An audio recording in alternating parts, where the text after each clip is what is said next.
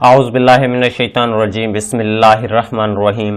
तमाम ॾिसण ऐं ॿुधण वारनि खे अस्सलाम वालेकुम। दोस्तों असां पार्ट ऑफ स्पीच जो कोर्स खे वधाईंदे हिकु ॿी क्लास सां हाज़िर आहियूं ऐं हिन क्लास में असीं प्रोनाउन जे मुतलिक़ ॻाल्हि कंदासीं।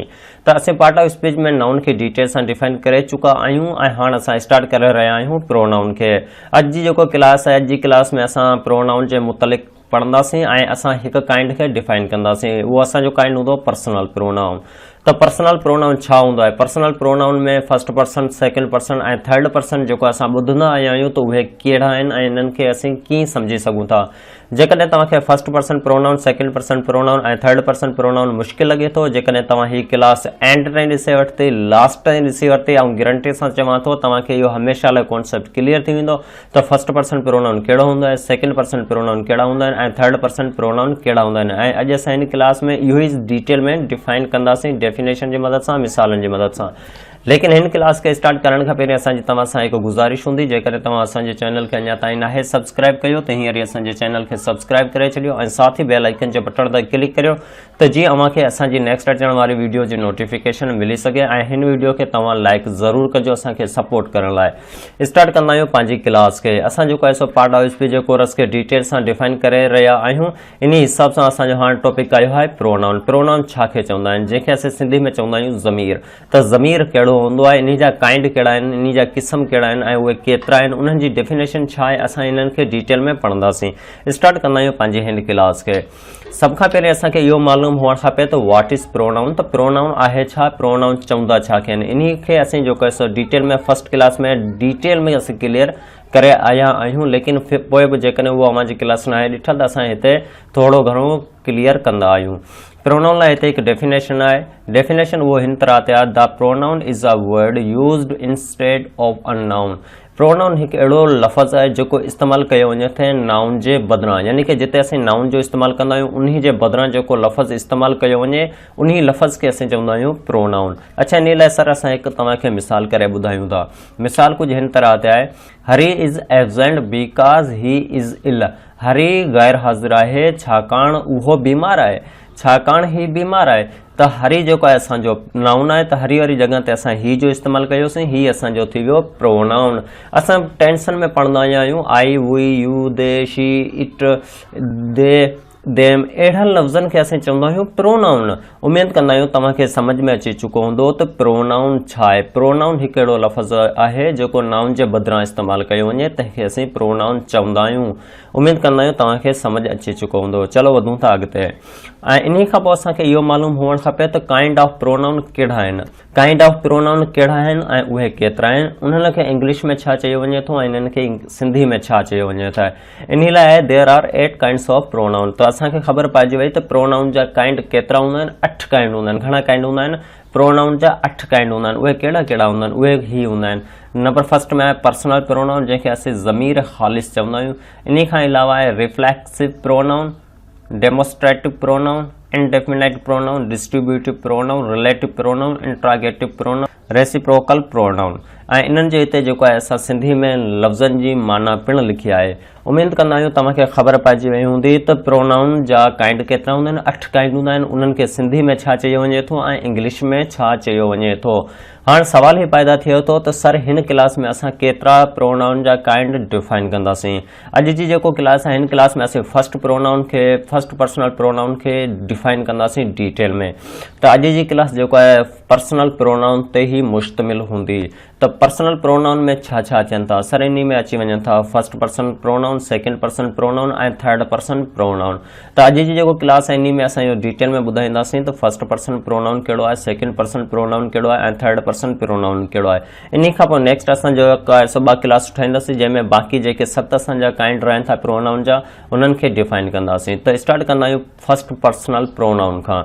त पर्सनल प्रोनाउन छा खे चयो वञे थो? असांखे सभ खां पहिरीं त इहो मालूम हुअणु खपे।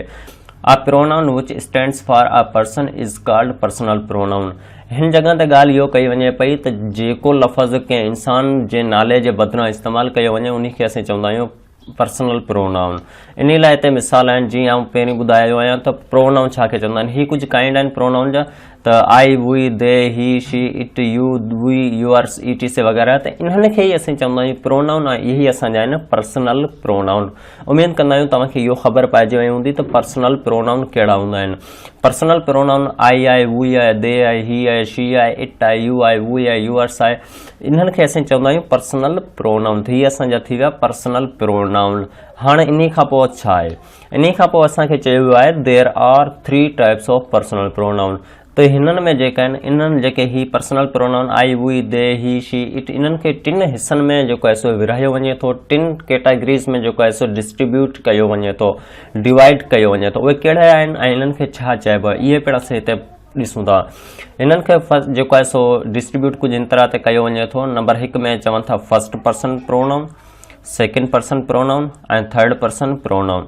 हाँ सवाल ही पैदा थियो तो फर्स्ट पर्सन प्रोनाउन कहिड़ा हूंदा आहिनि, सेकेंड पर्सन प्रोनाउन कहिड़ा हूंदा आहिनि ऐं थर्ड पर्सन प्रोनाउन कहिड़ा हूंदा आहिनि।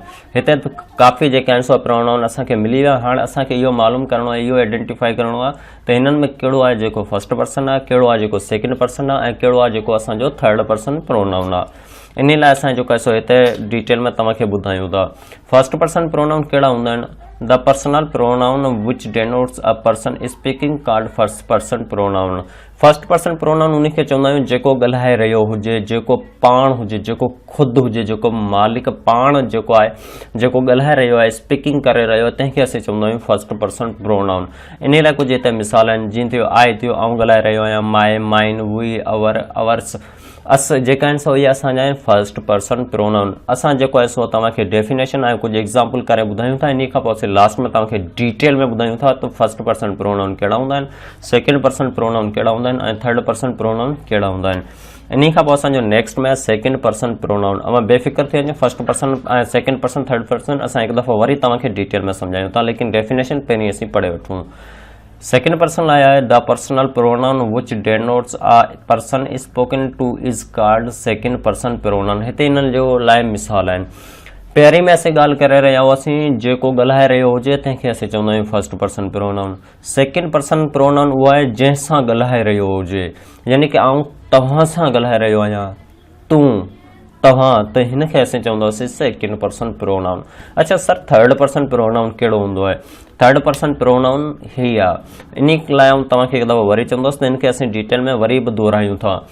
थर्ड पर्सन प्रोनाउन आहे the personal pronoun which denotes a person spoken of is called third person pronoun. Third person pronoun उहो हूंदो आहे जंहिं लाइ ॻाल्हायो वञी रहियो हुजे, यानी कि असीं फर्स्ट पर्सन प्रोनाउन में ॻाल्हि कईसीं त जेको शख़्स ॻाल्हाए रहियो हुजे, सेकेंड पर्सन में आहे जंहिंसां ॻाल्हाए रहियो हुजे ऐं थर्ड पर्सन में आहे जंहिंजे मुतलिक़ ॻाल्हाए रहियो हुजे, तंहिंखे असीं चवंदा आहियूं थर्ड पर्सन प्रोनाउन।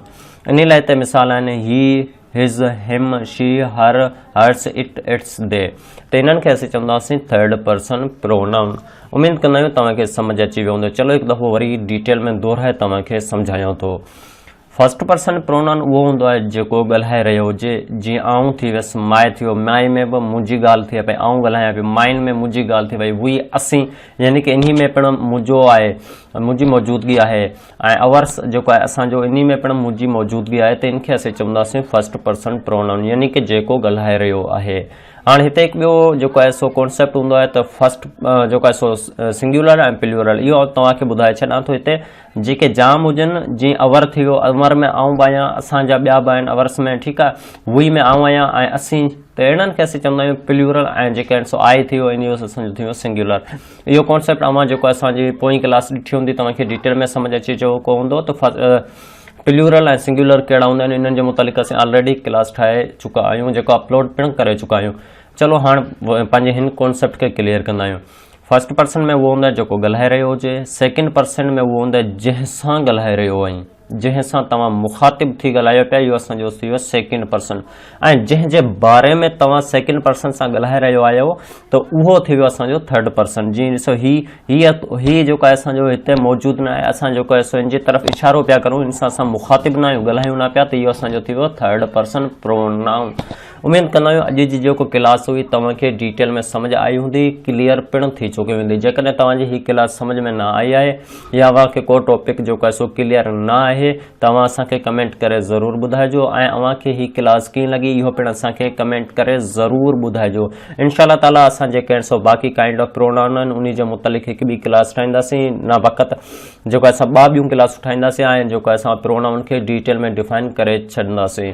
त अॼु जी क्लास खे हिते ख़तमु कंदा आहियूं। इंशाअल्लाह हाणे असां हिकु ॿी क्लास सां तव्हां सां मिलंदासीं। तेसीं ताईं ख़ुदा हाफ़िज़।